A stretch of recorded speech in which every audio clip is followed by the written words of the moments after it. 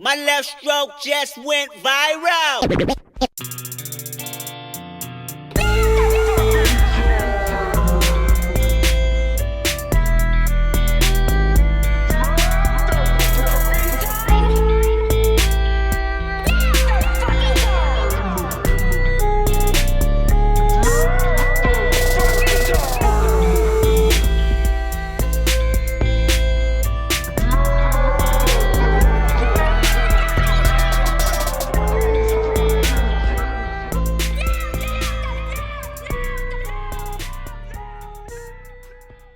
All right, guys, welcome back to another episode of Cribs. I am your host, Samuel L. Jackson. And today we have another episode, dude. And I'm going to say this. Yesterday when I was prepping this episode, I really, truly had the thought, this is going to be a 15-minute episode, no doubt about it in my mind. And then I watched the Super Bowl halftime show, and I thought, you know what? This might be 40. But it'll likely still be 15, so who knows, dude? Got to turn it down a little bit. That's way better. There we go. Peaking. Okay, so welcome back. My left stroke just went viral. Real quick, some house cleaning. I pretty sure my finger's broken. I went to the doctor and she was like, yeah, it's probably broken and you know what's up, there's nothing we can do about it. So also I burned my middle finger on my non-dominant hand and I cut my fingernail too short on the middle finger of my dominant hand. So my hands are cooked. They're cooked and there's nothing I can do about it. And you know, I think God is really just testing me to see how dedicated I actually am to the guitar, because I can still practice, but just with 3 fingers. So, yeah, dude, that's where I'm at with guitar and practice. I have not been playing every day because it's, my fingers are fucked up, but I need to. I practiced the other night just with 3 fingers and I thought, let me just try to use my broken finger. And the next day it hurt so bad. Actually, that night trying to sleep was very difficult. So a pretty tough task, if you ask me. I got some stuff from CVS that helps a lot, though, like a cold sleeve, and you can heat it up or cool it down. So that helps. And I got a finger splint and all the cool stuff. I just clapped just now to I clap at the beginning of a podcast because whenever I edit, it helps me sync up the video and the audio a lot quicker and a lot more easily. And when I did that clap, it hurt very bad. But if you don't clap hard enough, then it's not loud enough. So you know what's up, dude. Valentine's Day is coming up. This will come out, I do believe. What is today? The 10th. Oh, this will come out the 24th, I think. So this will be clearly after Valentine's Day. But pretty cool, dude. If you have a Valentine's Day, if you have a Valentine, it's a good time to just let your Valentine know that you're happy that you have them. And if you don't have a Valentine, it's a good day to fucking really go for it. That little crush you got, or that little boo thing you've been talking to, it's a good time to really go for it. Get them some chocolates and a little bear, or some gummy bears, a stuffed bear and a gummy bear, or a stuffed puppy or a kitten. And ladies, I know I have no lady listeners. Actually, I have a couple. If you're looking to get your man something, find a guy that you know, a dad or uncle or a coworker, ask them to pick out a pocket knife, and then you buy your man's that. Because here's the thing. You probably don't... God, this is... Okay. I didn't think this out. Let me just say it. You ladies probably don't have great taste in pocket knives, and I'm sorry, and it's just how it is. We don't have great taste in bags or home decor. and ladies don't have great taste in pocket knives. And that's fine. That's why we make good teams. So, ladies, find a guy friend, an uncle, a dad, or whatever. Get them to pick out a pocket knife and buy that for your mans. It's a great gift. We love knives. Blades are fucking awesome. And it's a great gift. Also, you can get a good knife probably. Dude, $50 is as much as you need to spend for like a high quality knife. Now, if you're balling out of control, you can spend, I don't know, 120 and you can get a crazy knife, dude. But yeah, buy him a knife. And fellas, if you need to buy your lady something, I don't know, chocolate. You already heard what I think. Chocolate and a stuffed puppy. So, yeah, dude, Valentine's Day. I wonder this too, like, is Valentine's Day, if it has like a deep origins, or if Hershey trademark and Hallmark trademark made Valentine's up just to get some sales done during the slow part of the year. So then I Googled it, and I don't remember what Google said, but I think that Valentine's Day has deep roots in did they say the Roman Empire, I think, and Christianity. Greek, is it Greek? It's something. It's something ancient. So there's different theories. It's not set in stone, but there's different theories that, like, there was a priest named Valentine who was marrying people secretly so they didn't have to go to war. There's also these theories that a certain king killed some guys named Valentines on the 14th in different years. And there's also theories that there was a third one. What was that third one? I don't know. Something with the 14th and someone named Valentine's. Valentine's, actually, is how you say it. So, yeah, dude. Pretty cool, I guess. I mean, it's nice, whatever. Let's see. Oh, dude. I talked about the Grammys last episode, and I talked a lot about it. But one thing I kind of skipped over that became more and more apparent to me over the following week was Taylor Swift at the Grammys. Taylor Swift at the Grammys was it made me like Taylor Swift more. Because when Kendrick Lamar won his Grammys and they were playing Not Like Us on the PA, Taylor Swift was over there fucking throwing it back. She was crip walking. She was throwing up gang signs, dude. She really had that dog in her, bruh. Taylor Swift really had that dog in her. And there's an iconic photo of Kendrick on stage doing a speech and Taylor Swift raising a glass to him. It's a fucking iconic photo. And that photo, it made me like Taylor Swift a lot more. And it's not that I dislike Taylor Swift. I don't. I've said this a billion times. I just don't listen to the music. But I do like that she re-recorded her entire discography. And I do like that she goes out of her way to try and get artists paid for the streaming that their songs do on these streaming platforms like Spotify and Apple Music. So she's a big advocate in that. And like I said, she re-recorded her entire discography so that she could own it, which I think is really cool, dude. So again, I don't hate T Swift, but the music's just not my jam. It's just not my jam.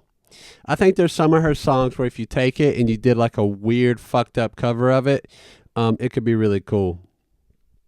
There's a song, there's this band called the Screaming Females, and they did a cover of Shake It Off, but they did it weird and punk, and the female vocalist, she made the lyrics, she made some of the melodies sound weird and fucked up, and it's a great cover.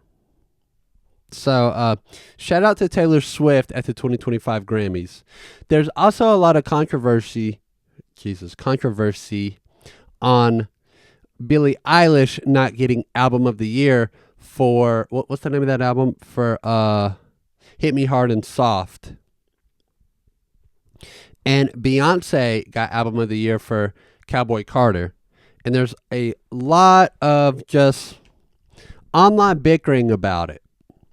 And initially, my thought process was, well, Hit Me Hard and Soft did way better numbers for longer than Cowboy Carter. So, yeah, that was obviously fixed, and Billie Eilish definitely should have won. But, but, if it was based on numbers, Taylor Swift would have won. If it was based on numbers, Taylor Swift would win everything. So maybe, I don't know what their criteria is, but who knows, dude? Maybe they just decide who gets to fucking get album of the year or anything of the year. And that was a big thing. There's a lot of people making it about race. I don't think it's about race. People who wanted Billie Eilish to win, the Beyonce fans think they're racist. The Billie Eilish fans think the Grammys are fixed. And I'm saying here officially right now, I don't know. So, what else do I have? I don't give a fuck. I don't give a fuck. I don't give a fuck. Put it in reverse, Terry. Put it in reverse, Terry. Shout out to 2006 and R.I.P. Zach. That was one of his favorite videos. Miss you, buddy. Love you. Let's see. What else, dude? What else? Let's just take a moment to just admire Kendrick Lamar. Because, dude, 5 Grammys, and then like literally a work week later, you're performing at the Super Bowl, and it was awesome, dude. The Super Bowl was fucking awesome. And I can't get over it. I downloaded dumbass Tubi last night just to watch the halftime show, because I didn't watch the game. Shout out to the Eagles though. That was a tremendous win. And it's not that I don't like football. I just had to do prep for this episode today, and I didn't want to watch it, and I didn't want to sit and watch it. I just had stuff I had to do yesterday. I had a doctor's appointment for my finger. I had shit I had to do. But I was not going to miss Kendrick and SZA, so I downloaded Tubi. It was free. That one family endorsed it or whatever. The Two Big Booms guy. Which, by the way, what the fuck? How are they getting paid, dude? I wasn't going to miss Kendrick and SZA. Dude, I'm wearing my high school colors today. So I downloaded Tubi. I fucking watched the halftime show. And Super Bowl commercials are fucking hilarious. But when you're really anticipating the halftime show, they get kind of annoying. Because there was so many. They were like, oh, the halftime show's coming. It's about to be here. Go pee, which was weird. That's a weird commercial. They told you to go use the bathroom, and they had like a countdown clock. Go pee, here it comes. It's about to come. One more break. Here it comes. We're about to do it. Get ready. And I was anticipating it so hard that the build-up annoyed me. It was worth it. It was ultimately worth it, but the build-up really annoyed the fucking shit out of me. I will say, though, I saw one commercial that was funny. It was a Channing Tatum commercial. I don't even remember what the commercial was for, but it made me laugh out loud, dude. Literally laugh out loud. So shout out Super Bowl, shout out Eagles, shout out Chiefs. You know, they've been killing it for years still. They're still a champion level team, fucking obviously. But what can they say? What can I say? What can anyone say? Anyways, the halftime show, I didn't know what to expect. I made a bet with my friend Angelina, a $5 bet, that Tyler, the Creator, would for sure be there. Because when they put out promo for the halftime show, there were some people marching, kind of like just almost out of frame. There were people marching, and it was, you know, it resembled the Saint Chroma music video to a T. So I was like, for sure, Tyler, the Creator, is going to be there. Tyler's on tour right now. He didn't have any dates yesterday, so I was like, for sure he's going to be there. Very confident. I made the bet very confidently. And obviously it didn't pay out. I owe Angelina $5 now because Tyler wasn't there. But I'm not even mad at it, dude, because the fucking show was amazing, dude. It was so good. And man, Samuel L. Jackson was there, which I didn't expect. Samuel L. Jackson was playing Uncle Sam. So it's obviously Samuel L. Jackson, but also he's in character. He's kind of like Django. He's kind of like his character in Django, the movie, Django Unchained. Which, who calls it Django Unchained? I've never heard anyone say, have you ever watched Django Unchained? I've heard one person say Django, and I was like, you did not watch the movie, you fucking idiot. You idiot. I don't give a fuck. Samuel L. was there, and he was playing Uncle Sam, and he was being the character of America, telling Kendrick how to behave and how to conduct himself and how we as America expect him to do those things. So that was kind of like a back and forth between his character and Kendrick performing, and that was awesome. It was so cool. Also, the show was full of symbolism. There was people dressed in red and white and blue, and they made flags. And Kendrick had a lowercase a chain on, an A minor chain, even though that's not how an A minor chord would be on sheet music, but still fucking fantastic.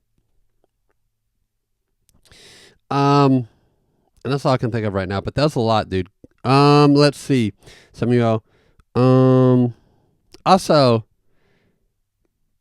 I wonder how Drake feels, because surely he didn't avoid watching it, right?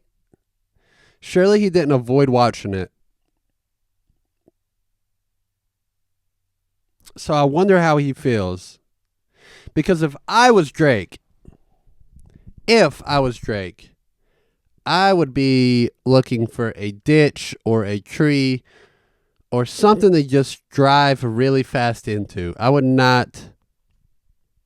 And is this the most diabolical rap battle that the world has ever seen? Kendrick might be the most diabolical. Why is that so hard to say? Kendrick might be the most diabolical battle rapper that the whole world has ever seen.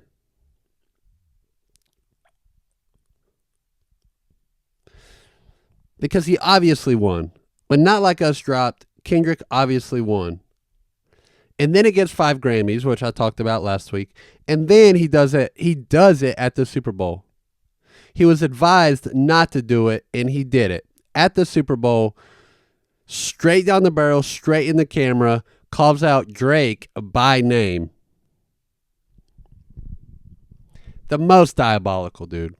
No one's ever done anything like that, and no one ever will. We are witnessing such an amazing special thing in hip-hop right now. It just happened. In hip-hop history books, this will be a huge chapter. What we just witnessed over the past year and last night is going to be in hip-hop history books forever. Everyone that gets into rap, they know that Tupac and Biggie had a beef.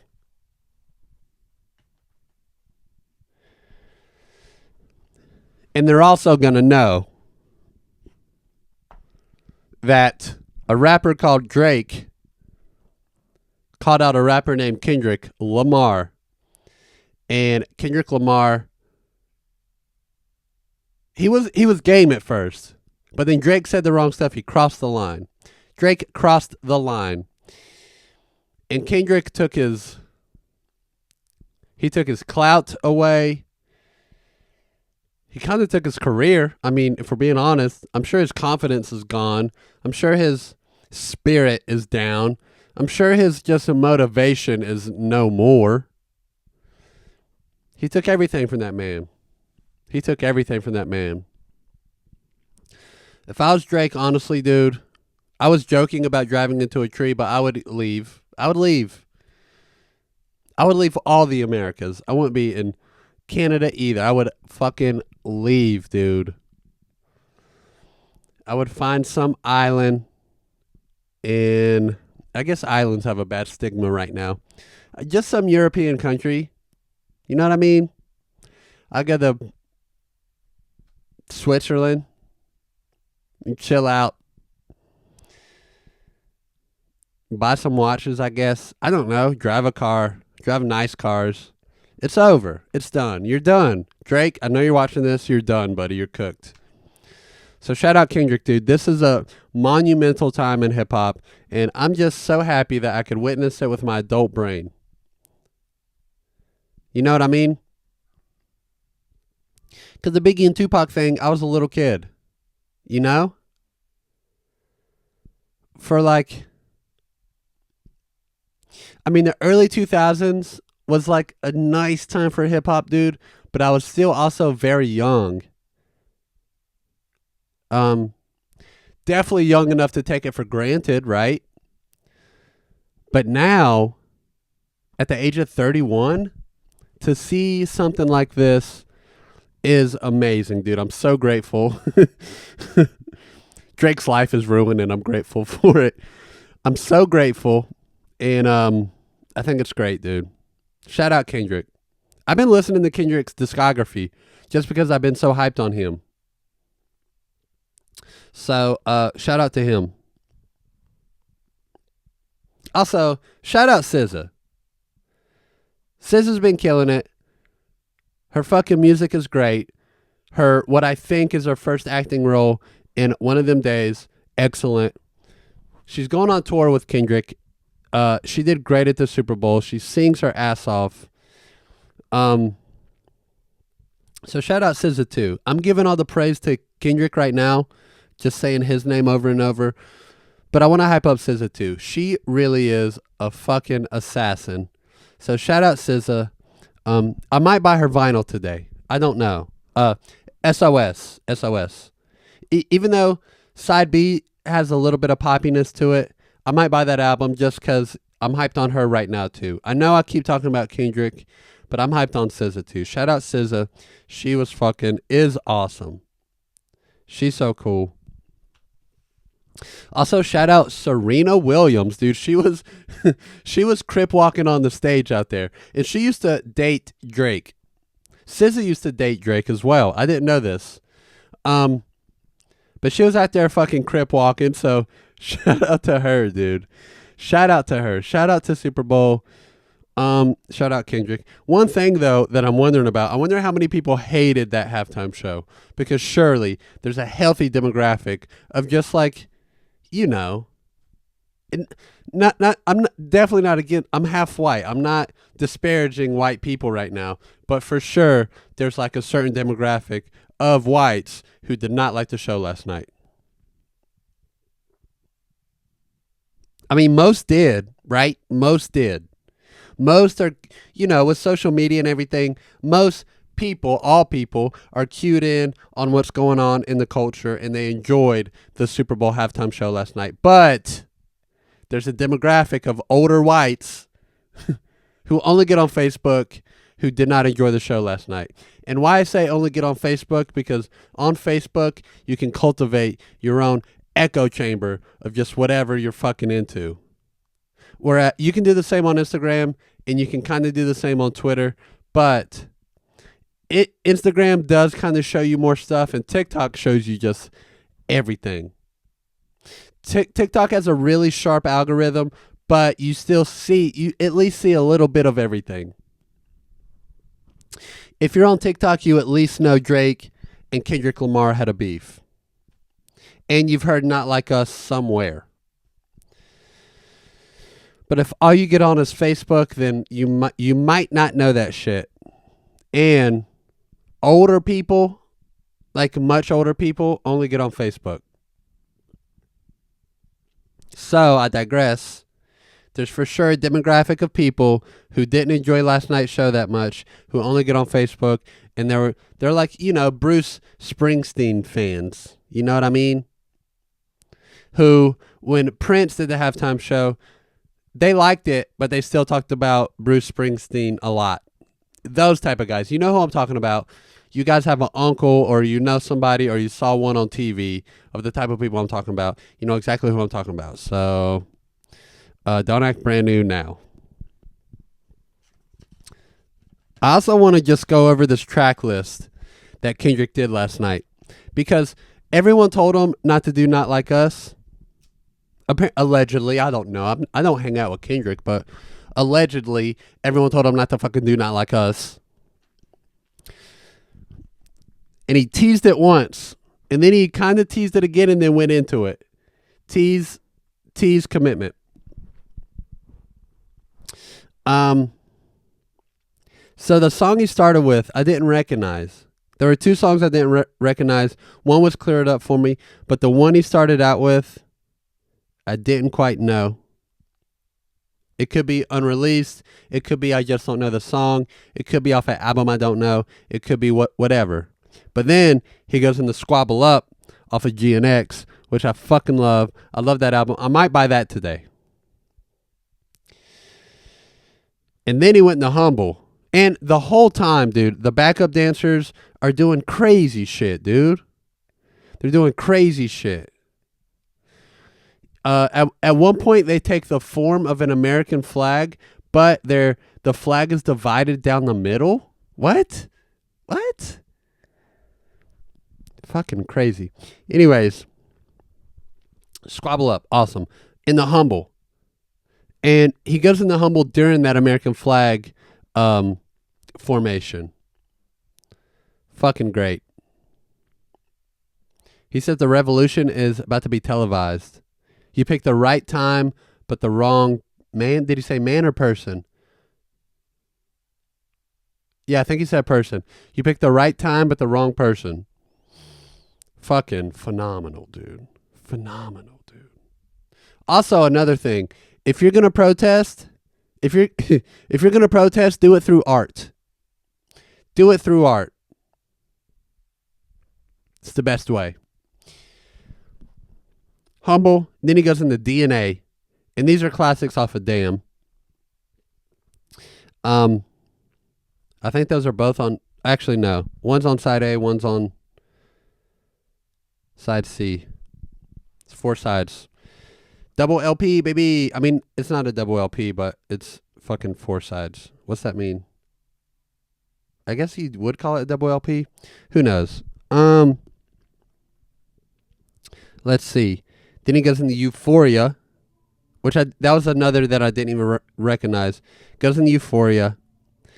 Man in the Garden. Peekaboo. And then he teases Not Like Us. And then goes into Luther. And then that's when SZA starts fucking killing it.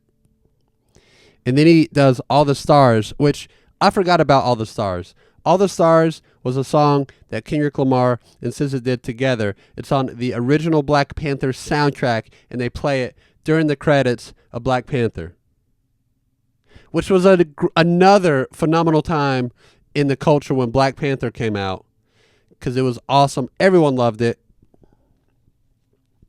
And when you watch that movie in theaters, because with a Marvel movie, you sit through the credits.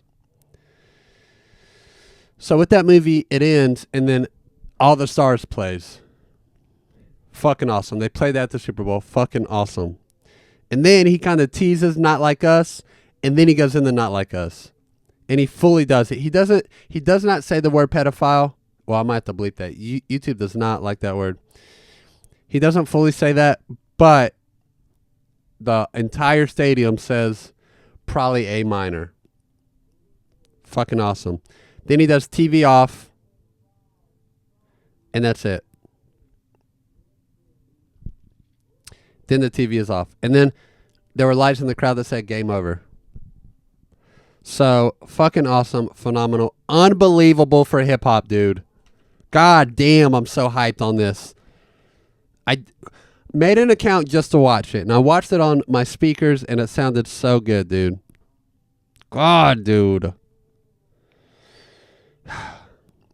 Kendrick, he's having a moment. He's going up, up, up, up, up, up, up right now, dude. And Drake is going down, down, down, down, down, down, down, baby. Drake is cooked. Drake is done. I mean, obviously he's not going to quit, but I think he's done for sure. Absolutely done. Let's see. Let's finish up. I put out some questions on my Instagram, just if anyone had any questions for the pod. And shout out to Angelina. She did ask a couple. So, first question is, well, my voice is cracked. I'm 31. What are you looking for when we go to Barnes and Nobles? So, let me preface this a little bit. Angelina she got a record player for Christmas. And she's been telling me about the records that she has bought. And if you're new here, Angelina is my coworker, and she's done the podcast twice. And she's my friend. She's been on twice. So if you're new here, that's who Angelina is. That's why I'm talking as though you know her.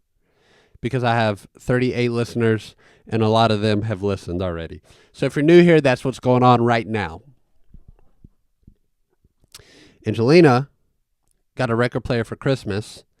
And she's been telling me about the records that she's got, that she went and bought and stuff. And last time we did the podcast, we went to Barnes and Nobles in Mooresville, North Carolina. Because that's where we work, and she lives around there, maybe. And they had a really nice record selection. But it's not quite as big as the one in Hickory. And I've been telling her about the one in Hickory and how many records they have. And eventually we were like, let's just go fucking check it out. So that's what we're doing this evening. I'm doing that, around, evening time. So she's asking me, what am I looking for? And what I'm looking for is, okay, there's a couple records I want that I know Barnes and Nobles won't have. One is the Slim Shady LP Eminem. Fucking duh. I have the Marshall Mathers LP. They have that a lot. But not the Slim Shady LP. And I want it so fucking bad. For a while, I hated on Eminem. Because it just became cool to hate on Eminem. And I think it's because of the demographic that loves him. Or the stereotypical guys that love him. Because people who respect hip-hop as an art, as MCing, as writing words down and saying them proficiently and efficiently, they respect Eminem. Anyways, I digress. Again, I don't give a fuck. But in reverse, here. That would be lovely to find at Barnes and Nobles, but I don't think I'm going to. Also, the album New Levels, New Devils by Polyphia. I would love that. I know they don't have it. Amazon has it. I don't think Barnes and Nobles has that one. Or the album Remember That You Will Die by Polyphia. I don't think Barnes and Nobles has that either. So those are like my creme de la creme of what I could fucking find today. Something a little more realistic, G&X, obviously. But the thing with that, because I saw that at Walmart the other night. Walmart has it right now. But on the Interscope website, they have the 180 gram version of it. They have that, and they have one that's like clear black version, and I think like a clear white version, like a smoky white version. And those are cool. I do like a cool color vinyl, but 180 gram is the number one quality. And I've talked about this before. The reason I like vinyl so much is the quality of sound. That's what I'm chasing, is the highest quality of sound. Now, putting the record on, putting the needle on, that shit is cool. Opening it up and looking through the covering, whatever, that shit is awesome. But I want the best sound. And 180 gram vinyl is the highest quality. So, if Barnes and Nobles has GNX, but it's not that 180 gram, I'm going to wait. If I didn't know for sure, because I saw it with my own eyes, that the Interscope website has the 180 gram, I would just buy it, right? Because what, am I going to not get that on vinyl because a 180 gram doesn't exist? No, that's crazy. Am I only going to get 180 gram vinyls? No, that's fucking insane. That's crazy. But since I know for sure that it exists, I'm going to wait. If they don't have the 180 gram version. Also, as I said earlier in the episode, might buy SOS just to have it. Because I don't have it, and I have Control, but I don't have SOS. And SZA, she's having a moment right now too. It's not as big as Kendrick's moment, but she was just in her first movie. She's going on this crazy tour with Kendrick, and she really just is one of the fucking best, dude. So I kind of just want to buy her shit to support her. And besides those two, if I saw Stadium Arcadium Red Hot Chili Peppers, I might have to buy that. That really truly is a double LP, and that's going to cost more money, but I really might just fucking buy that, dude.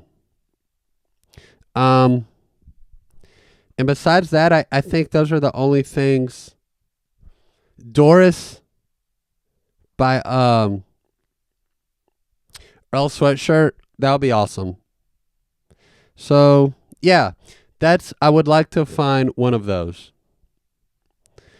Angelina also asked, what is my favorite Doechii song? Damn, I meant to think about this. Oh, man. The entire side A of When Alligator Bites Never Heal. Because Catfish is so good. But also Skip. The beat on Skip is... Okay. I thought about it. The rapping in Nissan Altima is my favorite rapping. Right this week, it's my favorite rapping.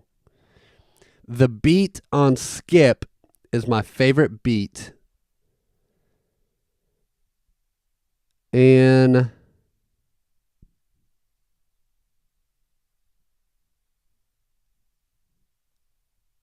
just trying to think hard.